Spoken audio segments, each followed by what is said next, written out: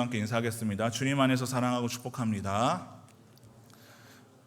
네, 항상 우리가 이제 그냥 하는 그런 이제 인사 같지만 우리가 사랑할 때 어디 안에서 사랑해야 된다고 항상 이야기를 하죠.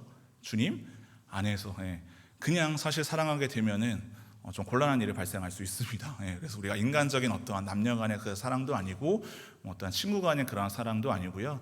또 인간적인 사랑 가운데 가장 완전한 사랑이라고도 할 수 있는 어떤 부모 자녀 간의 그 사랑도요, 온전하고 완전한 사랑은 사실은 없거든요.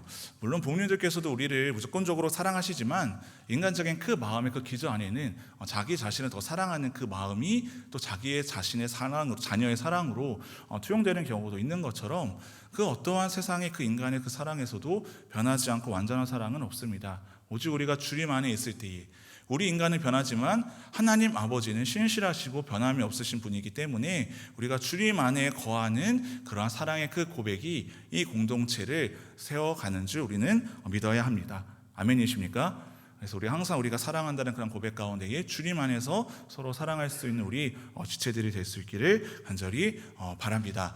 예수를 믿어도요, 옛 그 어르신들은 항상 이러한 말씀을 하신 경우가 있습니다. 예수를 믿어도 다 자기 성질대로 믿더라. 자기 그 성격대로 예수를 믿는다라고 했을 때 자기 어떠한 본연의 어떠한 성격이나 성품이나 성질은 잘 변하지 않는다라는 그런 이야기들을 저는 어렸을 때 간혹 듣곤 했습니다. 그러나 성경은 분명하게 다르게 증언하고 있는 것을 우리는 고린도후서 5장 17절 이렇게 볼 수 있습니다. 말씀은 없는데요. 그런즉 누구든지 그리스도 안에 있으면 새로운 무엇이라? 피조물이라. 그리스도 안에 있으면 새로운 피조물이라. 이전 것은 지나갔으니 보라 어떻게 되었도다? 새 것이 되었도다. 우리가 하나님을 만난 사람, 예수님을 믿는 사람들을 우리가 표현할 때 뭐라고 표현합니까? 거듭났다. 거듭났다라는 것은 무엇이죠? 다시 태어난 거예요. 그래서 예수님 앞에 그 질문하자, 아니 어떻게 사람이 다시 엄마 뱃속에 들어갔다 나올 수 있겠습니까? 라고 그렇게 예수님께 그렇게 의문을 던졌던 것처럼 우리 인간 다시 죽었다가 태어날 수는 없죠. 이 육체적인 어떤 우리의 생명은요. 그러나 영적으로 우리가 예수 그리스도를 만나면 다시 태어났다라고 표현될 만큼 죄인된 속성은 사라지고 오직 하나님을 닮아가는 성품으로 변화되는 그 첫 시작이 여러분 무엇이죠? 바로 예수 그리스도를 만나는 자리입니다. 그래서 예수 그리스도를 믿는 사람들은요, 사람은 바뀌지 않아. 다 자기가 하고 싶은 대로 성질대로 예수님을 믿는다라고 말하는 사람들은요, 하나님을 믿지 않는 사람들이에요. 하나님 안에 있으면 여러분 어떻게 됐어요? 보라 새로운 피조물이 되었도다. 새 것이 되었도라고 성경은 분명히 말씀하고 있거든요. 물론 아직 그 사람이 그리스도 안에 있지 않기 때문에 여전히 교회 안에 있고 예수를 믿는다라는 믿음의 고백이 있어도 우리 죄인들은요, 오늘 만나야 될 예수를 만나지 못하면 자신의 연약한 자아나 그 죄악된 성품이 드러날 수는 있습니다. 그렇지만 그 모습을 보고서 그 사람은 변화될 수 없어. 저 사람은 구원받을 수 없어. 오히려 더 나아가서 저 사람의 죄를 판단하거나 정죄하는 그 자세로 그 사람의 어떤 그 변화의 어떠한 속성을 기대하지 못한다라고 한다면 하나님을 믿지 않는 것이죠. 물론 사람이 변하는 것이 쉽지 않아 보이기는 합니다. 왜 그럴까요?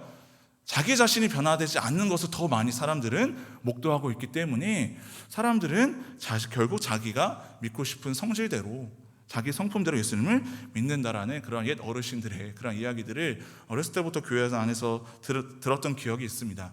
그러나 그리스도인들은요, 성령의 열매를 맺어가야 되는 예수 그리스도를 따라가는 제자된 삶을 살아가기를 원하는 사람들은 주님 안에서 사람은 반드시 바뀐다 라는 그런 믿음으로 우리는 오늘도 주님을 바라보는 그 믿음으로 이 시간 주님을 예배하는 줄 믿으시기를 바랍니다. 우리를 변화시키실 그 예수 그리스도가 우리 안에 있다라고 한다면 오늘 우리는 사실은 어제보다는 오늘 더 변화된 그 모습으로 주님 앞에 설 수 있는 것이죠. 그래서 우리는 항상 하나님 앞에 늘 죄의 문제를 해결해야 되기 때문에 항상 기도할 때 감사 기도와 더불어 회개하는 기도를 하게 됩니다. 물론 우리가 회개를 하고 안 하고의 그 문제를 떠나서 우리의 그 구원은요, 전혀 영향을 받지 않지만 정말로 하나님 앞에 내가 선자라는 어떤 믿음의 고백이 있다면 내가 가지고 있는 어떤 그러한 죄악됨 그 문제들을 주님 앞에 내려놓고 고백하게 된다는 것이죠. 그래서 우리는요, 정말 예수를 믿는 사람들은 죄를 짓지 않기 위해 어떻게 해야 됩니까? 노력해야 되는 거예요. 이미 구원받았다라고 해서 그 은혜의 그 선물이 너무 크다라고 해서 우리가 그저 연약한 그 자아와 그 성품으로 그냥 그렇게 살아가는 것이 아니라 우리가 노력을 해야 되거든요. 오해하지 마십시오. 우리가 구원에 이르는 자리에 있어서 어떤 인간의 그 노력이 필요하다라고 하는 것이 아니라 구원받은 자들이라고 한다면은 예수 믿는 자로서 예수님께서 걸어가신 그 십자가의 길을 걸어가기 위해 우리의 그 성품을 다스릴 수 있도록 언제나 하나님의 말씀을 우리의 삶을 비추는 것이죠. 그리스도인들이 맺어야 되는 여러분 성령의 열매는요, 얼마만큼 많이 내가 기도한다, 얼마만큼 내가 성경을 많이 이해하고 공부한다, 그것은 여러분 열매가 아니에요. 물론 하나님의 말씀을 잘 알고 기도 생활을 열심히 우리가 시간을 늘려갈수록 예수를 잘 믿을 가능성이 물론 높습니다. 그런데 하나님께서 요구하시는 우리들을 향한 그 믿음의 열매는요, 그러한 것이 아니에요. 신앙적인 어떠한 형태나 양태로 우리가 드러나는 모습이 아니라 성령님께서 바라시는 열매는요, 성품의 변화예요. 성품의 변화. 최근에 어떤 그런 청년 학부모한테 그런 어떤 질문과 그 나눔을 이야기를 했습니다. 청년들은 이제 그 결혼을 하는 데 있어서 어떠한 기준을 가지고 배우자를 선택해야 될까? 우리 교회는 좀 특이하게 자매들보다 그 형제들이 참 많이 있거든요. 그래서 이전에 어떤 교회에서 뭐 청년부라 섬기진 않았지만 이렇게 조금 결혼을 하지 않은 어떤 그런 자매들을 항상 이렇게 물어보게 되면은 늘 항상 눈에 맞는 형제가 없다라는 것이죠. 세상적인 기준이 아니라 믿음 좋은 남자를 찾으려다 보니 없다라는 거예요. 자신들이 요구하는 믿음 너무나도 좋은 신실한 자매들이 많기 때문에 내가 결혼한 이 정도의 어떤 그 믿음의 그 이야기들을 들어보면 거의 다 담임 목사 만나야 될 것 같아. 그 얘기를 들어보면 이렇게 믿음 생활을 잘하고, 저도 그렇게 안 되거든요. 그래서 그때 저도 이제 전도사고 목사고 강도사여도 가만히 얘기 들어보면은 그런 믿음 좋은 사람은 사실은 잘 없고, 그 믿음 좋은 사람들은 다 이미 어떻게 했어요? 결혼했어요. 이미 다 귀한 그 사람이라는 것을 알기 때문에 이렇게 흔하지 않거든요. 그런데 우리 김포성문교회에서는 믿음 좋은 어떤 결혼 정년기의 청년들이 저를 포함하여 많이 있는 줄 믿으시기를 바랍니다. 아멘입니까? 비웃어요? 그래서 양현미 재렸네. 그래서 그만큼 어떠한 인간적인 어떤 그런 기준의 어떤 믿음의 그 척도도요, 사실은 물론 목회자들이 믿음 좋을 가능성이 있지만 그건 하나님 앞에서 물어야 될 문제지, 사실 저도 여러분보다 믿음이 더 좋고 우월해서 이 자리에 서 있는 것이 아니죠. 전적인 하나님의 그 은혜와 그 부르심 가운데에 하나님의 말씀을 그냥 전하는 사람일 뿐이죠. 그런데 그 믿음 좋은 사람을 만나는 것이 아니라, 그래서 저는 그래, 물론 믿음 좋은 사람을 만나야 되지만 저는 믿음의 열매인 좋은 성품을 가진 배우자를 만나야 된다라고 제가 그렇게 이야기들을 하곤 합니다. 왜냐하면 이렇게 뭐 믿음이 좋은 사람들 물론 만나면 좋겠지만, 그렇다고 여러분 무조건 또 이제 뭐 불신자들 찾아서 만나라는 것은 아니에요. 그런데 여러분 성품이 좋은 사람은요, 나중에 예수님을 믿게 돼도 믿음 생활을 잘할 가능성이 아주 사실은 높아요.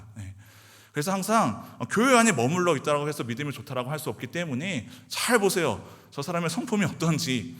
그냥 열심히 뭐 봉사하고 열심히 뭐 기도생활 열심히 한다라고 해서 그 사람을 그저 나의 어떤 그 배우자로 선택하는 어떤 조건이 되는 것이 아니라 그 사람의 어떠한 말, 행동, 그 사람의 어떠한 태도, 그 사람의 어떠한 그런 이제 됨됨이, 성향, 성격을 여러분들이 먼저 보아야 된다라는 것이죠. 그래서 언제나 우리들은요, 예수 그리스도께서 맺게 해주신 그 성령의 열매가 무엇인지 성경에서 분명히 나와 있습니다. 사랑과 희락과 오래 참음과 자비와 양성과 충성과 절제. 왜 이러한 여러분 성품을 가져야 될까요? 왜 예수 그리스도께서는 자비하셔야 됐고 온유하셔야 됐고 인내가 있으셔야 됐고 왜 자비로우셔야 했을까요? 그래서 이 세상 가운데 착한 사람으로 사람들을 섬기며 살아가라고 예수님께 닮은 성품을 우리들에게 요청하신 것이 아니라 왜 예수님은 온유하셔야 됐고 왜 인내하심이 있어야 됐고 왜 자비로우셔야 했을까요? 예수님이 이 땅에 오신 목적이 여러분 무엇입니까?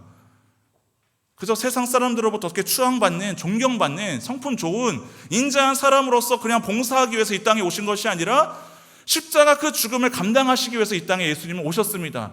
그 십자가를 지기까지 예수님의 어떤 그러한 성격대로 이 땅 가운데 그분의 일을 감당하신 것이 아니라 참으셔야 했어요. 온유하셔야 했어요. 세상 사람들의 조롱에도, 세상 사람들의 핍박에도 하나님의 뜻을 이루기 위한 십자가의 그 죽음의 사역을 이루기 위해서는 인내가 필요했고 자비로운 그 성품이 필요했기 때문에 예수님께서는 그리스도인들은 그러한 성령의 열매를 맺어야 한다. 근데 여러분, 우리가 그런 자기 개발로 우리가 뭐 성격을 뭐 개조해서 할 수가 여러분 있겠습니까? 그럴 수 없습니다. 근데 예수님께서는 우리에게 말씀해 주신 오늘 4절 말씀입니다. 우리 함께 한 목소리를 읽어보겠습니다. 시작. 내 안에 거하라. 나도 너희 안에 거하리라. 가지가 포도나무에 붙어있지 아니하면 스스로 열매를 맺을 수 없음같이 너희도 내 안에 있지 아니하면 그러하리라. 잠깐 말씀을 띄워주겠어요? 여기서 예수님이 하신 말씀이에요. 나도 너희 안에 거하리라. 예수님은 포도나무라고 하셨고 우리는 가지라고 했어요. 스스로 가지가 여러분 열매를 맺을 수 없음같이 너희도 예수 그리스도 안에 있으면 성품이 변화된다 안 된다? 안 된다는 거예요. 근데 예수 그리스도 안에 있으면 여러분 어떻게 된다? 성령의 열매, 하나님이 기뻐하시는 이러한 성령의 열매를 맺을 수 있다. 그래서 예수님께서도 오늘 우리와 함께하고 계세요. 그저 부모님이 야 학교 가서 너 오늘 뭐 배우고 왔냐 그렇게 항상 묻는 것이 아니라 지금 성령께서 우리와 함께하고 계시거든요. 부모님이 참관 수업하듯이 예수님께서는 뒤에서 팔짱 끼고 지금 우리를 관망하고 계시고 지켜보고 계시는 것이 아니라 우리 안에 거하신대요. 이 말씀을 내려주겠어요. 지난주 여러분 스승의 주일이었죠. 주일. 저는 이제 스승의 주일이 되면 늘 항상 그 마음 한켠에 그런 좀 아쉬운 마음이 있어요. 아쉽다기보다는 내가 좀 찾아뵐 그런 어떤 선생님들이 간혹 이렇게 생각나긴 하는데 전 초등학교 4학년 시절에 그 선생님이 항상 늘 떠오르거든요. 늘 항상 그 선생님께서 이제 남자 선생님이셨는데 초등학교 4학년 때 제가 전화로 오게 되면 저는 적응을 잘하지 사실은 못했거든요. 누가 봐도 적응을 잘 이제 못했는데 그 선생님께서는 늘 항상 그 아이들과 함께 하셨어요. 항상 그때 이제 모둠이라고 해서 이렇게 자리도 이렇게 조별로 이렇게 항상 앉고 청소 당번도 이렇게 모둠 조별로 항상 당번을 정하게 됐는데 항상 그 선생님은 어떠한 조가 청소를 배정되는지 요즘에는 뭐 학교에서 학생들이 어떻게 청소를 하는지 모르겠는데 그때는 늘 항상 방과 후에는 당연히 교실 청소, 뭐 화장실 청소 다 학생들이 이제 했거든요. 그때도 항상 선생님께서는 항상 남으셔서 같이 아이들과 함께 이렇게 청소를 늘 하시는 거예요. 근데 여러분 청소하는 거 다 싫잖아요. 근데 항상 마지막에는 그 종례 시간에는 게임으로 가위바위보로 청소 당번을 정했거든요. 지금 이번 달에도 우리 엘러비 청년부가 이제 교회에 이제 청소를 이렇게 담당하고 있지 않습니까? 안 나온 자들은 다음 주에 나올지어다. 아멘. 네. 뭐야? 청소 당번 굳은 일이고 힘든 일이잖아요. 근데 선생님도 하시는 업무도 많고 선생님들은 뭐 수업만 하실 뿐만 아니라 많은 행정적인 그런 업무들도 있고 뭐 부모 상담도 해야 되고 하실 일들이 많으시죠. 근데 항상 선생님은 항상 남으시고 그 종례 시간에 게임이나 어떤 가위바위보를 통해서 청소 당번을 정하니까 아이들이 물론 즐거워요. 한 조만 빼고는. 다들 이제 청소 당번에 걸려 앉으니까 제가 그때 기억으로는 우리 조는 석 달 동안 단 한 번도 청소를 하지 않아서 굉장히 좋았던 그런 기억이 있는데 청소가 걸리더라도 아이들이 투정 부리면서 불평불만하면서 하는 것이 아니라 또 선생님과 함께 그 청소를 하니까 늘 그 선생님은 또 간식 같은 걸 이렇게 사주셨어요. 뭐 아이스크림이나 떡볶이나 그리고 또 어떠한 이제 친구들이 좀 힘들어하거나 그러면 자기 집에 데려가셔서 제 기억으로는 아마 돌아가면서 그렇게 자신의 집에 초대해가지고 그게 여러분 쉬운 일은 사실은 아니잖아요. 아무리 아이들을 사랑한다라고 해도 그렇게 하는 게 쉽지 않으니까 항상 그 아이들은 선생님을 좋아할 뿐만이 아니라 그 외에는 뭐 청소를 해도 불만이 있는 친구들이 없었고 늘 항상 체육 시간에도 그냥 수업만 하고 가르치시고 관망하시는 것이 아니라 아이들과 함께 축구를 하던 그 선생님의 그 모습이 항상 떠오르게 되면 그분이 가르치신 내용은 사실은 기억이 안 나요. 그분이 뭐 어떠한 수업을 하셨고 어떠한 그 내용의 주옥 같은 어떤 우리의 가르침의 내용을 주셨는지는 모르지만 그분과 함께 했던 그 기억과 추억은 지금의 저까지도 아직까지도 남아있거든요. 근데 예수님께서도 그러기 위해서 이 땅 가운데 여러분 오셨다라는 것이죠. 그냥 천국 복음의 어떠한 교리적인 신학적인 하나님의 그 말씀 그대로만 선포하시려고 이 땅 가운데 오신 것이 아니라 제자들과 함께 동거하셨거든요. 늘 제자들과 함께 동행하셨거든요. 늘 항상 사람들을 1대1로 만나시고 그들의 이야기를 들어주시고 그들의 딱 그 마음을 공감해 주시고 그들과 함께 해주셨던 임마누엘의 그 하나님이 이 땅 가운데 육신으로 오신 것이 바로 예수 그리스도셨습니다. 그래서 예수님을 만난 사람들은요 다 여러분 어떻게 돼요? 복음서에 보면은 변화돼요. 변화돼. 우물가 여인도 변화되고 삭개오도 변화되고 사람들이 손가락질하고 조롱했던 그 어떠한 귀신 들린 사람들도 변화되어서 변화된 그 자신의 그 모습을 어떻게 합니까? 예수님을 따라갔던 제자들도 있었지만 자신이 살고 있는 동네에 가서 변화된 자신의 모습을 보고 사람들이 어떻게 합니까? 놀랍니다. 저 사람 저렇지 않았는데? 지난 교육수련회도 거라사 그 광인이 무덤가에서 쇠사슬에 묶여 있어서 아무도 통제할 수 없었던 구제불능의 그 사람이 예수 그리스도를 만나게 되니 사람 자체가 완전히 변화된 거예요. 겉모습만 변화됐을까요? 아니요. 성품도 아마 변화됐을 거예요. 예수님을 닮은 성품으로 삭개오도 성품이 변화된 그 열매가 여러분 무엇입니까? 사람들이 다 손가락지 않은 자기의 민족의 그 고열을 빼먹는 세리의 직업을 갖고 있었던 사람이었지만 어떻게 해요? 내가 뺏은 것이 있다면 그 사람들한테 4배나 갚겠습니다. 내 재산의 절반을 가난한 자들에게 나눠주겠습니다. 변화된 것이죠, 성품이. 그래서 변화된 모습으로 그 사람들 세상 가운데 자기만 여러분 그렇게 살겠습니까? 아니죠. 내가 예수 그리스도를 만나서 이렇게 변화됐습니다. 그럼 그 사람 말에 여러분 무엇이 있을까요? 능력이 있는 거예요. 복음의 능력이 있는 것이죠. 저도 여러분 마찬가지예요. 제가 아무리 설교의 스킬이 늘어나고 경험이 쌓이면서 성령 설교를 제가 아무리 탁월하게 잘하는 그 날이 온다고 할지라도 제 언행과 제 생각과 제 습관과 제 마음이 여러분 변화되지 않으면 제가 전하는 말에는 아무런 능력이 없어요.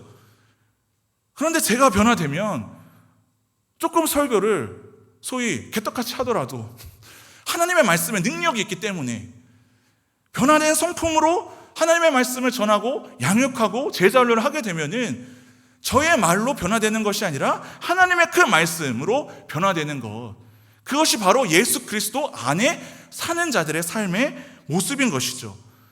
그래서 저도 항상 예수님의 그 말씀 안에 거하는 삶을 살아가야 되는 것입니다. 그래서 우리는 하나님 말씀을 바라보기 위해, 듣기 위해 이 자리에 나온 것이죠. 세상 가운데서는 하나님께서 날마다 우리와 함께 하시기를 원하시지만 우리는 그러한 주님을 외면하죠. 그래서 눈에 보이는 어떤 가시적인 이 교회에 물론 나오는 시간도 중요합니다. 하나님께서는 언제 어디서나 우리와 함께 동행하시지만 우리가 그냥 각자 자기가 하고 싶은 모양대로 집에서도 예배 드리고, 물론 온라인 예배가 일상화된 이유로는 어쩔 수 없는 상황에서는 그럴 수는 있어요. 그런데 여러분, 그렇게 그 예배를 하나님께서 다 반드시 기뻐 받으시는 건 아니에요. 잠깐 필요해서 그렇게 여러분 할 수는 있어요. 그렇다고 지금 온라인 예배를 들으시는 분들 오해하지 마시죠. 여러분들을 정죄하는 것이 아니라 가족이 잠깐 떨어져 살 수는 있어요. 유학을 가거나 군대를 입대를 하거나 일의 직장에 멀어져서 서로 떨어져 가족들이 살 수는 있죠. 그래서 가끔 영상통화를 여러분 할 수 있잖아요. 교제를 하기 위해서. 그런데 여러분 영원히 떨어져 사는 것은 가족이라고 할 수 없죠. 결국 같이 살아야 돼요. 하나님과 우리의 관계도 여러분 마찬가지입니다. 늘 예수님을 우리는 믿는 것처럼 살아가요. 모태신앙이고 하나님을 믿는 그런 믿음에 있어서는 조금의 어떤 의심도 없어요. 그래서 요즘 코로나 이후에 그 현대인들은 더 가난한 성도가 많아졌다는 것이죠. 안 나가 성도. 거꾸로 하면 가난한 성도들이 많아진 거예요. 그 이유는 뭐예요? 교회가 싫어서요. 하나님을 믿는데 교회가 싫어서. 누가 꼴 보기 싫어서. 뭔가 교회 가면 또 뭔가 봉사하라고 요청하고, 교회 오면 주차가 불편해서. 진짜 그 얘기를 들었어요. 그래서 교회 가는 게 조금 망설여진다고. 여러분, 우리 집에 주차가 불편하다고 해서 여러분 집에 안 들어갑니까? 주차하는 게 불편하다고 해서 우리가 집에 귀가하지 않잖아요. 사랑하는 가족들이 있으니까 집이 조금 불편해서 가출하고 그런 경우는 여러분 없어요. 가족들과 갈등과 싸움이 있을 수 있다고 해서 그때마다 집을 나서서 관계를 끊어내지는 않습니다. 하나님을 믿는데 교회는 싫습니다. 말이 안 되는 이야기예요. 교회의 머리는 여러분 누구십니까? 예수 그리스도입니다. 여러분, 믿음 생활을 하다가, 공동체 생활을 하다가 조금 서운함이 있을 수 있고 갈등이 있을 수 있어요. 여러분, 근데 그런 이유로 교회를 옮기지는 마십시오. 정말로 하나님을 믿는 사람이라고 한다면 교회의 머리 되시는 예수 그리스도를 나의 구주로 믿는 그런 믿음의 고백을 가지고 있는 그런 사람들이라고 한다면 조금 이 교회에 불편한 사람이 있고 불편한 상황이 내 앞에 닥쳐와도요, 교회를 옮긴다? 똑같은 문제로 힘들어질 거예요. 그 교회 가면 더한 사람이 여러분 있습니다. 어떠한 사람 때문에, 어떠한 환경 때문에 교회를 옮기는 일이 없기를 바랍니다. 우리는 다 하나님 안에 거하는 주님의 자녀들이기 때문이죠. 그래서 여러분, 언제나 성령으로 사는 사람, 성령의 열매를 맺는 사람, 예수 그리스도 안에 붙어 사는 사람들은 항상 특징이 있습니다. 항상 기쁨이 충만합니다. 항상 사랑이 넘칩니다.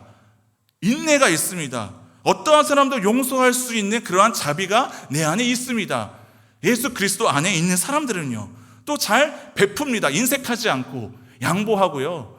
밥을 먹으러 가도 내가 더 내는 거예요. 제가 그래서 더치페이를 선호하지 않는다라고 했어요. 별로 교회다운 모습이 아니에요. 성경 어디에도 그렇게 여러분 합리적 의사결정하라고 성경에서 가르친 것이 여러분 없습니다. 내가 더 희생하고 내가 더 시간 내고요, 내가 더 불편해지는 게 여러분 교회의 생활이에요. 편리하게 추구하는 믿음은요, 믿음이 아니죠. 예수 그리스도가 이 땅에 오셨을 때 어떠한 편의를 추구하셨습니까? 그분이 이 땅에 오셨을 때 정말 사람들이 찾지 않는 그 마국간 말구에서 태어나신 예수 그리스도, 사람들이 다 찾고 원하는 어떤 그 좋은 자리를 다들 구하지만 예수님은 그러시지 않았거든요. 근데 우리는 왜 교회 안에 어떠한 도대체의 불평과 불만과 아쉬움이 있는 것입니까? 변하지 않는 그 사람도 하나님께서는 구원하셨습니다. 그리고 그 사람을 끝까지 포기하지 않으시고 인내하시고 기다리시면서 변화되기를 기대하십니다. 하나님도 기다리시는데 우리가 기다리지 않을 이유가 여러분 없다라는 것이죠. 그래서 여러분, 예수님을 제대로 믿는 사람들은, 내가 먼저 하나님 안에서 변화된 경험을 사는 사람들은요, 다른 사람들도 기대할 수 있는 것이죠. 그래서 에베소서 4장 22절 이렇게 나와 있습니다. 너희는 유혹의 욕심을 따라 썩어져가는 구습을 따르는 옛사람을 벗어버리고. 구습을 따르는 옛사람은 여러분 뭐예요? 유혹을 따라, 욕심을 따라 살아가는 사람들이라는 거예요. 저 사람에는 어떤 그런 변화, 그 기대가 결국에는 하나님을 향한 어떤 그 기대가 아니라 내 욕심일 수 있다는 것이죠. 그것이 부모의 변화든 자녀의 변화든. 그런데 오직 너희의 심령이 새롭게 되어 하나님을 따라 의와 진리의 거룩함으로 지으심을 받은 새 사람을 입으라. 누구를 따라요? 하나님을 따라. 이미 새 옷을 입은 사람들은요, 우리의 시각이 바뀌고 다른 사람들을 바라보는 그 관점이 달라진다는 것이죠. 우리는 그러한 마음가짐으로 우리는 한 영혼 한 영혼들을 바라보고 형제 자매들을 그러한 시각으로 바라봐야 되는 것입니다. 내가 진정 십자가를 통과한 사람인지 아닌지를 알 수 있는 그 증거는 바로 이 성령의 열매, 내가 사랑에 과연 있는지, 내가 과연 인내가 있는지, 양보하고 베푸는 그러한 습관이 내 안에 있는지, 그게 여러분 없다고 한다면 우리는 예수 그리스도 말씀 안에 여러분 먼저 들어가야 돼요. 착하게 살아가는 삶의 예배 이전에 먼저 무너진 우리의 이 영적인 예배를 먼저 회복해야 됩니다. 말씀 안으로 들어가야 돼요. 말씀을 암송해야 되고요. 기도의 시간을 회복해야 됩니다. 하나님을 만나는 그 자리에서 나의 성품이 변화되는 것을 경험할 수 없다면 우리는 세상적인 시각으로 다른 사람들을 계속해서 판단하고 정죄하고 상처받고 그 공동체가 흔들리고 이 안에 은혜가 사라지게 되는 것이죠. 성령의 열매가 구원의 조건은 아니지만 구원의 중요한 결과가 된다라고 했습니다. 여러분은 구원 받았습니까? 구원 받으셨습니까? 그러면 성령으로 변화된 삶을 사시기를 바랍니다. 예수님을 믿고 구원받은 자라면 당연히 그 삶 속에서 성령의 열매가 증거로 드러나야 합니다. 그래서 오늘도 우리가 그 성령의 열매를 나누는 시간을 갖는 거예요. 세상 사람들이 똑같이 가는 것이 우리가 MT를 가고 뭐 야외를 가는 모습은 비슷할 수는 있어요.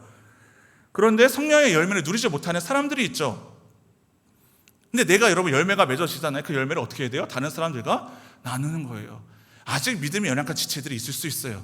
아직 하나님을 알지 못하는 사람들이 물론 있을 수 있습니다. 항상 예수님 주변에도요, 제자들도 있었지만 무리들도 있었거든요. 무리들, 예수님이 주는 어떠한 떡이 먹고 싶어서 예수님이 치료하는 그 기적을 경험하고 싶어 따르는 그런 사람들도 늘 있어요. 이 안에도 여러분 있을 수 있어요. 그런데 우리가 그것을 정죄하지는 말자고요. 내가 하나님을 믿는 사람이라면 그 열매를 가지고 그 사람을 위해서 그 기쁨을 함께 나누는 것이죠. 식탁의 교제를 나누는 것도요, 같이 함께 뭐 봄나들이를 가는 것도 이름은 거창하잖아요. 춘계 대축제. 예. 제가 지은 이름이 아니에요. 누가 이렇게 올드하다라고 하는데 이렇게 그렇게 이름을 지은 이유가 있어요. 나들이 뭐 야유에 뭐 이렇게 기대가 사람들이 안 되는 것 같다. 그래서 이제 이름을 한번 지어보자라고 해서 레트로 가면서 나름 이게 여러분 이거 우리가 에너지를 많이 쓴 겁니다. 이게 별거 아닌 것 같은데 이 이름 하나를 짓는 것도 야 그러면 춘계 대축제를 해보자. 예. 근데 그때 지난주에 누가 기도를 하는데 예은자매였죠. 그래서 깜짝 놀랐어요. 웃기더라고. 춘계 대축제가 뭘까? 사실 뭐 별거는 없습니다. 가서 뭐 그냥 뭐 보물찾기 하고 되게 유치해요. 뭐 선물도 뭐 별 대단한 것도 없어요. 예산이 없어가지고 뭐 간식도 뭐 대단한 맛있는 거 없어요. 근데 왜 가는 거예요? 의리 때문에 갑니까? 아니죠. 하나님의 사랑을 나누려고 가는 거예요. 저 사람들은 뭔데? 왜 저렇게 기쁨이 넘치지? 아직 여러분 청년들은 지금 취준생들도 참 많잖아요. 졸업반들은 항상 이렇게 마음속에 근심이 있잖아요. 세상 사람들 보면 우리를 비웃는데요. 주변에 그 지역의 이웃 사람들이 우리 성문교회를 보고 의아해한대요. 아니 저 교회는 도대체 뭐가 있길래 저 차들이 저렇게 일렬로 쭉 늘어서서 저렇게 기다려서 예배를 가고 있나. 물론 민원도 들어오지만 궁금하대요. 사람들 아니 도대체 뭐 좋은 게 있나. 응? 저 교회는 뭐 좋은 게 있는지 저렇게 줄 서서 예배를 드릴 정도로. 여러분들은 좋은 게 있는지 아시잖아요. 아멘입니까? 하나님이 좋으니까 이 자리에 있는 거 아닙니까? 하나님이 좋으니까 예배하고 찬양하는 건 아니겠습니까? 그렇다라고 한다면 나만 믿는 누리는 기쁨이 아니라 그 기쁨을 흘려보내는, 같이 함께 그런 공동체 그 활동을 통해 우리가 하나님의 그 사랑과 그 열매를 서로 누리는 것이죠. 성령의 열매는 여러분 성품의 변화라고 했습니다. 성령의 열매를 자기 의지나 노력으로 맺으려고 하면 여러분 어떠한 일이 벌어지는가? 율법주의자가 됩니다. 저도 그러한 위기가 참으로 항상 많이 와요. 하나님의 말씀을 잘 안다고 생각을 하니까, 목회자니까. 여러분보다 저도 말로는 그렇게 하지만 내가 저들보다는 그래도 믿음이 좀 낮고 경험이 있고 나이가 많고, 그러니까 연약한 저 청년들을 위해서 내가 뭔가를 가르쳐야지, 물론 때로는 말씀으로 가르쳐야 되는데 저도 어떤 감정에 투영되고 인간적인 아쉬움이 비추이다 보면은 정죄하게 되더라고요. 순간적으로 율법주의자가 되어버리게 되는 거예요. 그런데 항상 곰곰이 생각해 보면 사람의 말로 사람이 변화되는 경험은 거의 없었어요. 없어요. 그 사람을 지적해서 여러분 변화됩니까? 변화되지 않아요. 그 사람도 알아요, 자기가 잘못하는 거. 그 사람을 비판한다고 해서 그 사람을 여러분 깨닫습니까? 아니요. 모른다라고 착각하는데 알아요, 자기 스스로도. 그 어떠한 사람의 말로도 사람은 변화되지 않아요. 그런데 하나님을 만나고 주님의 말씀 안에 거하면 변화되는 게 여러분 보여집니다. 근데 하나님의 말씀에 우둔한 사람들은 그 변화도 캐치하지 못해요.